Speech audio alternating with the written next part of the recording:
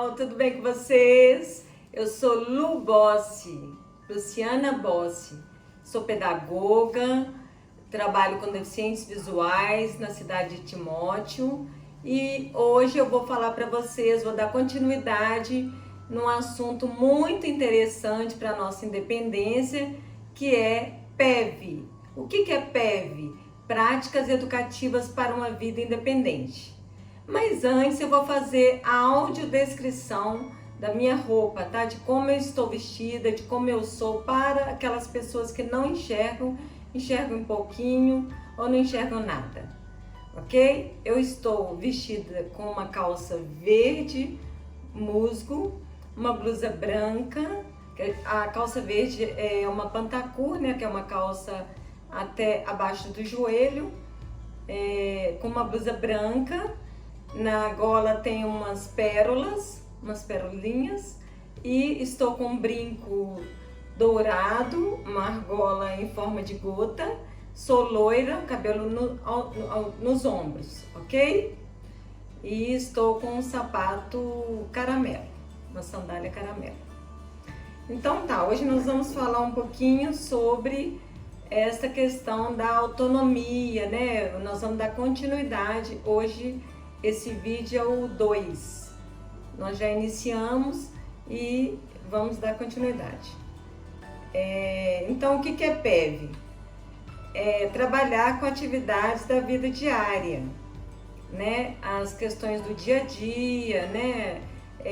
Como cozinhar, como lavar uma roupa, como fazer uma receita nova, como usar o micro-ondas, os eletrodomésticos, como que eu posso varrer, passar pano na casa, lavar os banheiros, né, lavar um banheiro, como que eu posso ter essa autonomia no meu dia a dia, ok? Então nós vamos ver o que é isso e muito mais. Então, para a gente ter essa autonomia e independência, nós podemos também usar os recursos tecnológicos que favorecem a autonomia. O que é isso? Eu posso usar um computador, né, que é uma tecnologia com um leitor de tela, né? Nós temos vários leitores de tela no Brasil. O mais usado ultimamente é o NVDA, ok? Então ele é um leitor de tela. Eu estou usando aqui agora, o meu computador é cinza, é um prata, na verdade, e eu estou usando um teclado USB preto, ok? E então, esses recursos tecnológicos, né, tanto para o cego quanto baixa visão, facilitam muito a nossa vida, tanto na escola, quanto no dia a dia, no trabalho, né, nos dá mais independência. Então, os aplicativos, né, que podemos usar tanto no computador quanto no celular. No celular também eu tenho um leitor de tela chamado VoiceOver, né, que eu tenho o iPhone. E nos Androids, como eu falei no vídeo anterior, a gente pode usar o aplicativo chamado Talkback, ok?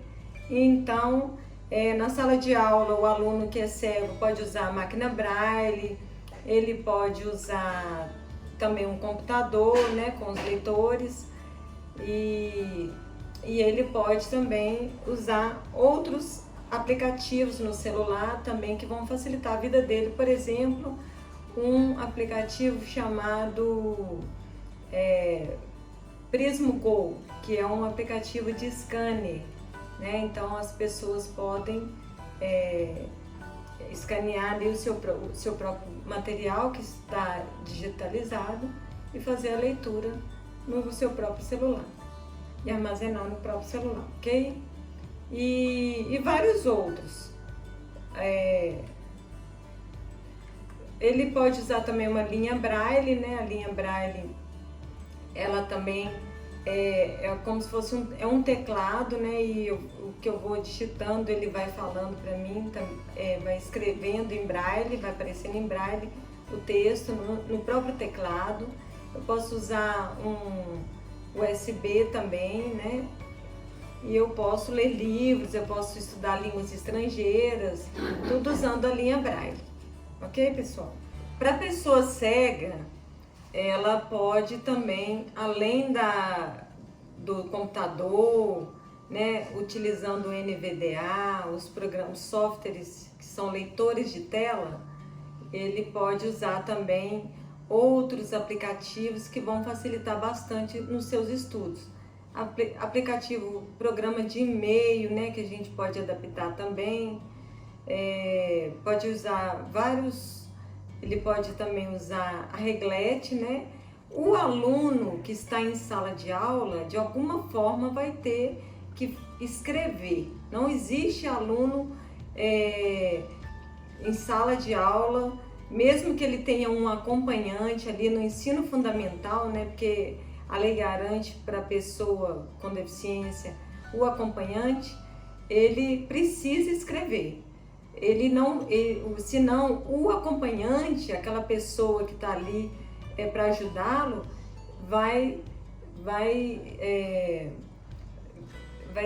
essa pessoa vai se tornar assistencialista, né? Então a gente precisa fazer com que o deficiente se sinta independente realmente. Então ele vai precisar fazer a leitura tanto no computador quanto no braille, ou uma coisa ou outra também, ok?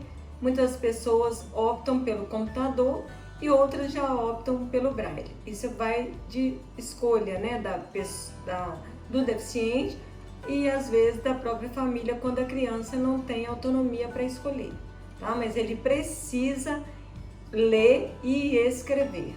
Se for em braille, ler e escrever em braille. Se for no computador, ler e escrever no computador. E ele vai precisar fazer um curso, né, de digitação e vai ter que treinar bastante essa digitação. É importante que ele treine para que ele tenha essa independência. Ele pode treinar no Facebook, em bate-papo, ele vai treinar de alguma forma a sua digitação. O importante é que ele escreva e treine para se tornar independente na sala de aula e em casa. Porque em casa ele não vai ter a família para escrever para ele, às vezes, né? E se o acompanhante escreveu o tempo todo, ele não vai ler o que o acompanhante escreveu, porque ele não vai enxergar o que ela escreveu. Então, ela escrevendo, ele vai ficar dependente do mesmo jeito, tanto da família quanto do professor, ele vai ficar dependente. Então, na escola, depois nós vamos gravar um vídeo mostrando para vocês sobre essa independência que o aluno precisa ter em sala de aula e quais os recursos. Mas hoje nós vamos dar continuidade no que nós já estamos falando, que é PEV. Então, PEV é Práticas Educativas para uma Vida Independente. Então, entra a educação. E na educação, entra ali a inclusão desse aluno na escola.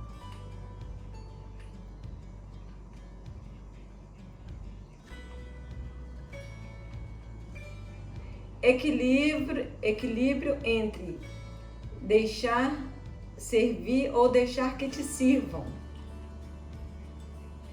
Equilíbrio entre servir ou deixar que te sirvam. O que é isso? Se eu estou num determinado local, por exemplo, eu estou numa festa lá de aniversário e se eu posso ter essa independência de me servir, eu vou fazer. Se eu não tiver condição, se eu estiver num local desconhecido, eu vou pedir ajuda e eu preciso perder a vergonha de pedir ajuda. Eu, por exemplo, como pessoa cega, muitas vezes preciso de ajuda e eu não sinto vergonha de pedir. A gente tem que ter muito tato, ter muito cuidado na hora de falar com as pessoas e tudo. E o importante é a gente ter essa independência.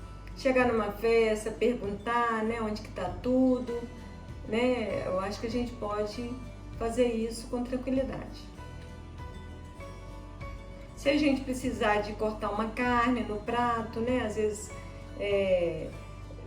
a pessoa tem mais dificuldade, né, de encontrar ali os alimentos no prato, você pode perguntar para a pessoa onde que fica. Então, ou às vezes não precisa, eu não tenho tanta necessidade. Se eu vou num restaurante, eu escolho ali, né? Se tem uma pessoa para me auxiliar e eu tô sem uma pessoa que enxerga, ela vai me falando e eu vou falando ela vai falando que tem e eu vou falando que eu quero. Proatividade. Então, essa proatividade, a pessoa precisa ser proativa, ela precisa ter ela precisa saber, né, falar, precisa ser ativa, ela precisa ser ativa no seu dia a dia. Localização auditiva dos objetos. O que é isso? É quando um objeto cai no lugar, cai da mesa, por exemplo, ou cai de algum lugar, e existem técnicas para isso, né? Para eu poder achar sozinha aquele objeto. Então, isso é treino. A gente precisa treinar a nossa audição. Então, a gente vai desenvolver essa audição aos poucos, né? Não é de uma hora para outra que a gente adquire essa audição, essa percepção auditiva, não. Tá? Então, e se eu não conseguir achar, eu peço ajuda para alguém.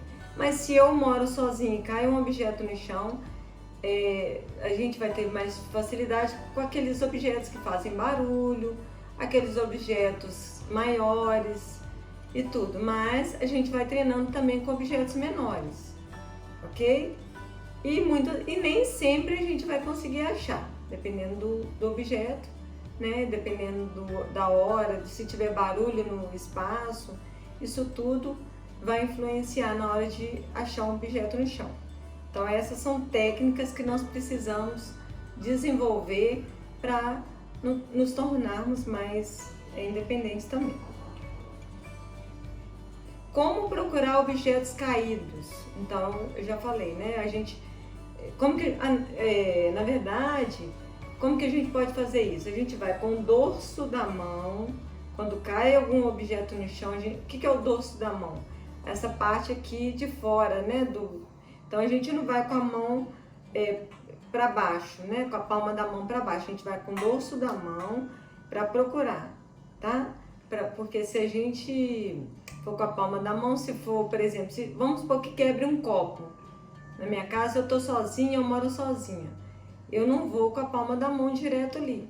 Eu vou pegar um jornal, eu vou pegar uma pá e vou catar com essa pá aquilo que foi quebrado, vou juntar, né? E pelo barulho ali eu vou exercitar a minha audição. Identificando a chegada e retirada de objetos na mesa.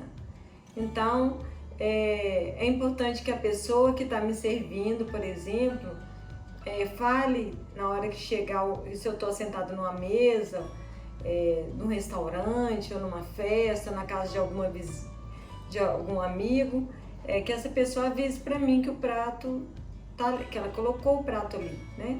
E se eu moro sozinha e já coloquei a mesa, eu já vou saber onde que tá tudo, né?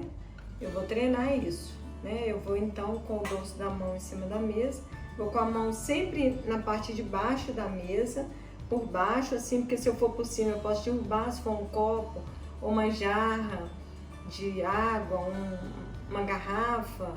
Então a tendência, se eu for com a mão por cima, é eu derrubar o objeto. Então é sempre por baixo, devagarinho, para achar o objeto. Autonomia durante as refeições, é aquilo que eu falei, né? Nem todo mundo sabe cortar uma carne, né? Então lá no PEV, nessa aula de PEV, o aluno vai também aprender um pouquinho sobre o corte dos alimentos, né? Não só o corte dos alimentos, mas autonomia nas refeições. Aprender a não deixar cair a comida do lado de fora do prato, não misturar a comida no prato. Tem gente que faz aquela mistura e tudo.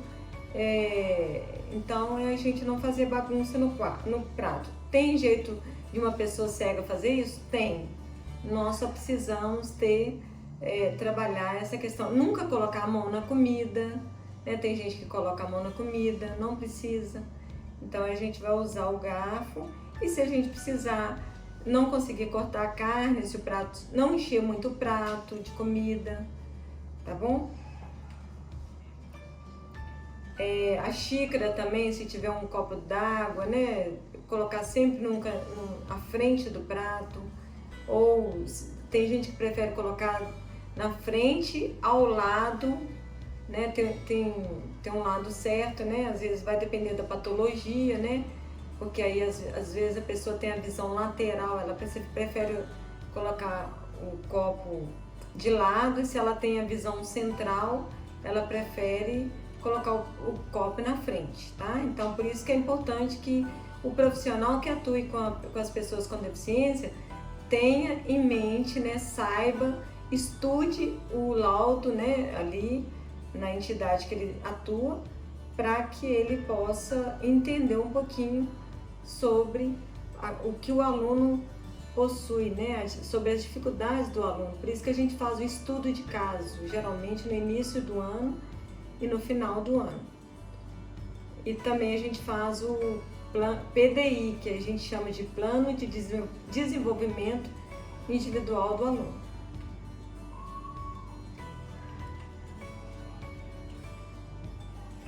Então, gente, no próximo vídeo nós falaremos mais um pouquinho, tá? E por hoje é só. Se você gostou desse vídeo, compartilhe, dê o seu like, se inscreva no canal e até a próxima! Tchau, tchau!